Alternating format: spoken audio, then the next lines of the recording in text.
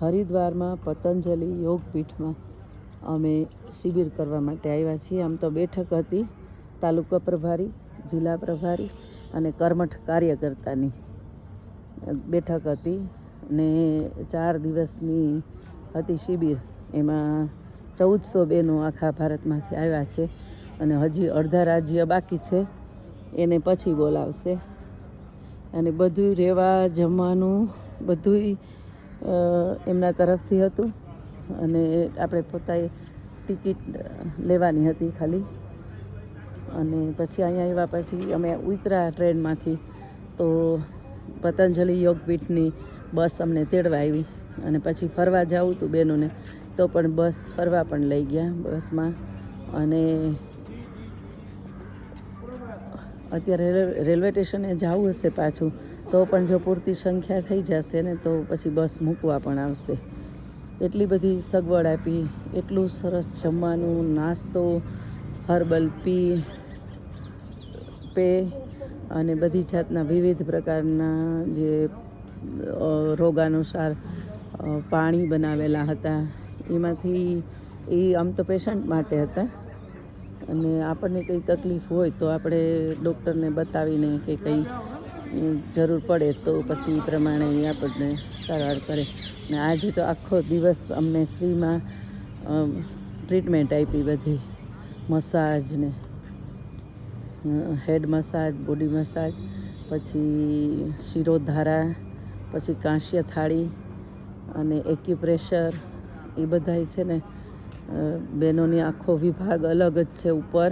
એમાં બહેનો ટ્રીટમેન્ટ આપે અને ભાઈઓનો વિભાગ જુદો છે. એમાં બધા ભાઈઓ જતા હોય પણ અમે તો બહેનોના વિભાગમાં અમે ટ્રીટમેન્ટ પણ લીધી. અને હવે આજે અમારો છેલ્લો દિવસ છે ને અમારે જવાનું છે તો આજે આખો દિવસ અહીંયા રહેશું ને. અત્યારે અમે ઉતર્યા છીએ વેલનેસ સેન્ટરમાં, પણ અત્યારે અમે અહીંયા છીએ ફેઝ 1માં. ને એવી તો આટલી મોટી કેટલી સંસ્થાઓ છે. વેલનેસ સેન્ટર, ફેઝ 1, પછી પતંજલિ યોગપીઠ અને પતંજલિના બીજા 2 છે. એનું નામ નિરામયા, એક તો લીને નિરામયા ને બીજું કયું, હા, અને એક યોગગ્રામ છે ને વેલનેસ સેન્ટર 3 તો ને એક આ ફેઝ 1. એ 4 તો ટ્રીટમેન્ટ માટેના એવડા મોટી વિશાળ જગ્યાની અંદર છે ટ્રીટમેન્ટ સેન્ટર, સારવાર સેન્ટર. ખૂબ સરસ છે. કોઈ પણ વ્યક્તિ આવે આમ જોરીમાં નાખીને લઈને આવ્યા હોય ને તો એ અહીંયા આવે તો એકદમ સરસ રીતે સાજા થઈ જાય. આ યજ્ઞશાળા છે ને યજ્ઞશાળામાં રોગ અનુસાર છે ને બધાને ટ્રીટમેન્ટ કરે. તો આ ડૉક્ટર બેઠા છે એટલે જે લોકોને ડૉક્ટર સલાહ આપે કે તમારે આ યજ્ઞની તમારે સારવાર લેવાની છે તો એ અહીંયા યજ્ઞશાળામાં લે. આર્યું અહીંયા લખેલું છે યજ્ઞ થેરાપી. यज्ञ मन बुद्धि चित्त अहंकार चेतना गति व प्रकृति में संतुलन बनाने की दैवीय विद्या है. तो पंच तत्व की शुद्धि અને ઉત્તમ સ્વાસ્થ્ય બધું જ આ યજ્ઞ દ્વારા મળે છે. એટલે ઘણા બધા લોકો ઘરે પણ યજ્ઞ કરતા હોય છે. હું અઠવાડિયે 1 વખત યજ્ઞ કરું છું, એ પણ આર્ય સમાજનો. એમ કે પેલો ગાયત્રી માનો ને એવું નહીં, કોઈ સ્થાપનાવાળો કે એવો એ કંઈ નહીં, પણ આર્ય સમાજનો યજ્ઞ. તો યજ્ઞ કરવાથી વાતાવરણ શુદ્ધ થાય અને આપણા શ્વાસોશ્વાસમાં પણ શુદ્ધતા મળે અને વાતાવરણ પવિત્ર થાય. યજ્ઞ છે તે વરસાદ પણ વરસાવે અને યજ્ઞ દેવતા છે તે સાક્ષાત દેવતા કહેવાય.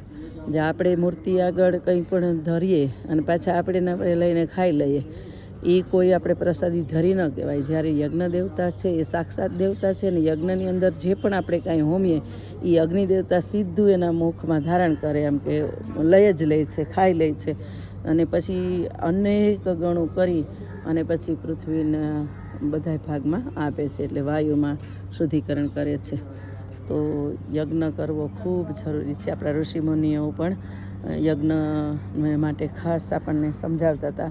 અને રામ ભગવાન પણ યજ્ઞ કરતા અને ભગવાન કૃષ્ણ પણ યજ્ઞ કરતા હતા. એટલે આપણા જે પણ આગળ ભગવાન ને દેવને થઈ ગયા એ બધાય યજ્ઞને માનતા હતા. તો જરૂર યજ્ઞ કરવો જોઈએ. અને જો આપણે મોટો યજ્ઞ ન કરી શકીએ તો હવે તો નાનકડો પણ યજ્ઞ કુંડ નીકળ્યો છે. તો રોજે રોજનું થોડુંક સાકર છે, તલ છે, જવ છે, થોડાક યજ્ઞમાં હોમવાના દ્રવ્યો છે, ઘી છે, અથવા તો કોઈ આપણે હું વિગન છું તો હું ઘી નથી વાપરતી, તો તલના તેલ હોમીને પણ યજ્ઞ કરી શકાય. તો યજ્ઞ છે તે આપણે પરોપકાર માટે કરીએ છીએ. યજ્ઞથી આપણે ખૂબ સરસ રીતે પરોપકાર કરી શકીએ. તો દરેક લોકોએ યજ્ઞ કરવો પણ જરૂરી છે. ઓમ નમસ્તે.